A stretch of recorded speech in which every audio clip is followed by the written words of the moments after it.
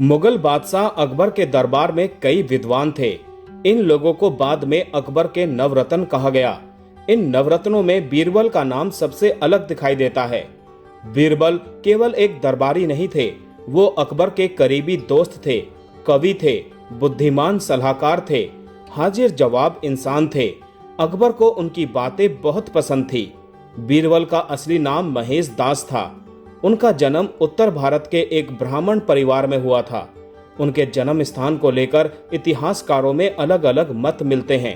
कुछ लोग उन्हें कालपी का रहने वाला मानते हैं, कुछ स्रोत उन्हें कन्नौज या आसपास के क्षेत्र से जोड़ते हैं। महेश दास को बचपन से ही कविता और भाषा में रुचि थी। वो संस्कृत, हिंदी और फारसी का अच्छा ज्ञान रखते थे। उनकी बातों में सरलता थी। उनकी समझ बहुत तेज थी। भारत में अगस्त के पहले रविवार को मित्रता दिवस के रूप में मनाने का चलन है।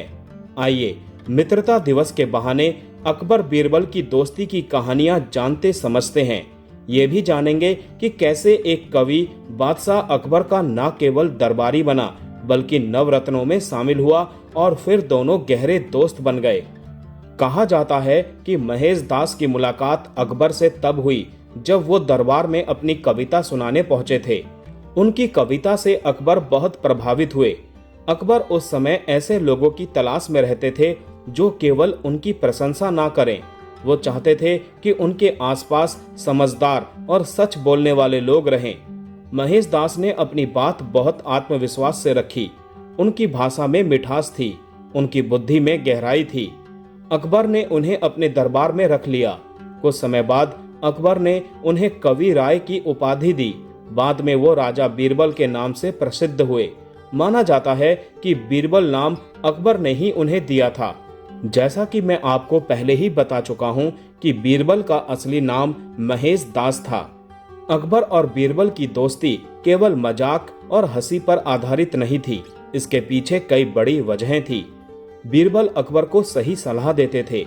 वो कठिन सवालों का आसान जवाब खोज लेते थे। वो बिना डरे बादशाह की गलतियों की ओर भी इशारा कर देते थे। अकबर को बीरबल की यही बात सबसे अच्छी लगती थी। दरबार में बहुत से लोग बादशाह अकबर की बात पर तुरंत सहमति जता देते थे, लेकिन बीरबल ऐसा नहीं करते थे। वो अकबर का सम्मान करते थे, लेकिन जरूरत पड़ने पर असहमति भी जताते थे। यही वजह थी कि अकबर उन्हें केवल दरबारी नहीं बल्कि दोस्त मानते थे। बीरबल की सबसे बड़ी ताकत उनकी हाजिर जवाबी थी। वो किसी भी परिस्थिति में शांत रहते थे। सामने चाहे बादशाह हो या कोई बड़ा सेनापति, वो अपनी बात समझदारी से रखते थे। एक प्रसिद्ध कथा में एक बार अकबर ने बीरबल से पूछा, दुनिया में सबसे ज्यादा कौवे कहाँ हैं? बीरबल ने तुरंत जवाब दिया, जहांपना आपके राज्य में। अकबर ने पूछा, अगर कौवों की संख्या इससे कम निकली तो? बीरबल बोले, तो कुछ कौवे अपने रिश्तेदारों से मिलने दूसरे राज्यों में गए होंगे। अकबर ने फिर पूछा, अगर संख्या ज्यादा निकली तो? बीरबल ने कहा, तो दूसरे राज्यों के कौवे यहाँ मेहमान बनकर आए होंगे। ये लोक कथा है, इसका पक्का ऐतिहासिक प्रमाण नहीं मिलता, लेकिन ये बीरबल की तेज बुद्धि और हास्य बोध को दिखाती है। बीरबल और अकबर से जुड़ी एक और बहुत प्रसिद्ध कहानी है। इसमें एक गरीब आदमी ठंडे पानी में खड़े होकर इनाम पाने की कोशिश करता है। गरीब आदमी कहता है कि वो केवल दूर जल रहे दीपक को देखकर ठंडे पानी में खड़ा रहा। अकबर को लगता है कि दीपक की गर्मी से उसे सहारा मिला होगा, इसीलिए वो इसे इनाम नहीं देते। बीरबल इस फैसले से दुखी होते हैं। अगले दिन वो दरबार में नहीं आते।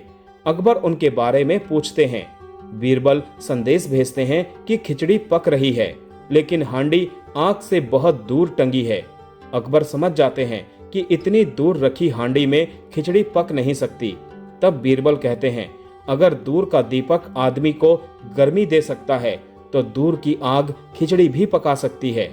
अकबर को अपनी गलती समझ आती है। वो गरीब आदमी को उसका इनाम दे देते हैं। ये कहानी भी लोक प्रचलित है। इसका उद्देश्य न्याय और तर्क की बात समझाना है। बीरबल अकबर की गलतियों पर सीधे हमला नहीं करते थे। वो अपनी बात कहानी या मजाक के जरिए कहते थे। एक कथा के अनुसार अकबर ने कभी कहा कि उनके राज्य में सभी लोग बहुत समझदार हैं। बीरबल ने मुस्कुराकर कहा, कि ये बात तभी साबित होगी जब लोग बिना सोचे बादशाह की हर बात को सही ना माने। अकबर ने पूछा, क्या तुम मेरी बात को गलत कह रहे हो? बीरबल ने उत्तर दिया कि मैं आपकी बात को गलत नहीं कह रहा, मैं केवल ये कह रहा हूँ कि समझदार लोग सवाल भी पूछते हैं। अकबर को यह जवाब पसंद आया। वो जानते थे कि बीरबल उनका अपमान नहीं कर रहे, वो उन्हें बेहतर शासक बनने में मदद कर रहे हैं।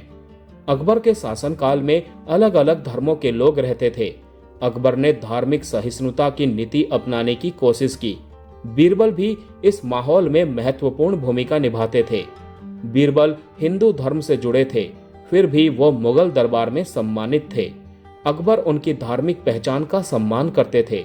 कहा जाता है कि बीरबल ने कई बार अकबर को समझाया कि किसी भी धर्म या समुदाय के बारे में फैसला करने से पहले उसके विचारों को समझना जरूरी है। अकबर के धार्मिक विचारों में समय के साथ बदलाव आया। वो अलग अलग धर्मों के विद्वानों से चर्चा करते थे। बीरबल भी ऐसे संवादों में शामिल रहते थे। अकबर के दरबार में अबुल फजल, फैजी, तानसेन, राजा टोडरमल, राजा मानसिंह और अब्दुल रहीम खान खाना जैसे महान लोग थे।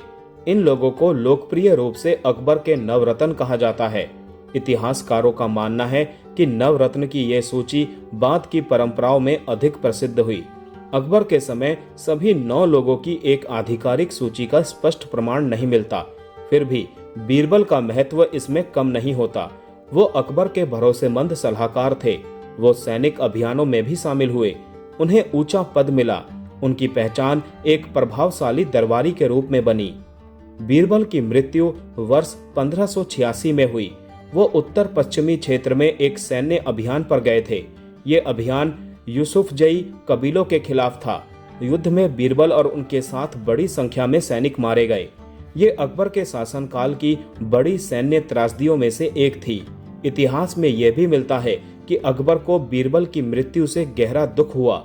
बीरबल उनके सबसे करीबी लोगों में थे। दरबार में उनकी जगह कोई आसानी से नहीं ले सका। उनकी मृत्यु के बाद अकबर के जीवन से हंसी का एक बड़ा स्रोत चला गया। बीरबल के साथ अकबर को केवल एक मंत्री नहीं बल्कि अपना सच्चा मित्र खोना पड़ा। बीरबल की कहानियां बच्चों और बड़ों दोनों को पसंद आती है। इनमें मनोरंजन भी है और सीख भी। इन कहानियों में बीरबल कमजोर व्यक्ति की मदद करते हैं। वो लालची लोगों को सबक सिखाते हैं, झूठे लोगों का पर्दाफाश करते हैं। वो अकबर को भी तर्क के जरिए समझाते हैं। इनमें से कई कहानियां लोक कथाएं हैं। उन्हें इतिहास का पक्का दस्तावेज नहीं माना जा सकता, फिर भी वो बीरबल की लोकप्रिय छवि को समझने में मदद करती है। बीरबल की असली महानता उनकी बुद्धि में थी। उन्होंने साबित किया कि दरबार में स्थान केवल ताकत से नहीं मिलता, ज्ञान, विनम्रता और सही समय पर सही बात कहने की क्षमता भी बहुत जरूरी होती है। अकबर और बीरबल की दोस्ती इसी विश्वास पर टिकी थी।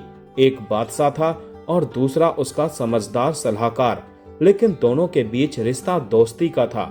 यही वजह है कि सैकड़ों साल बाद भी बीरबल और अकबर की जोड़ी लोगों के दिलों में आज भी जिंदा है।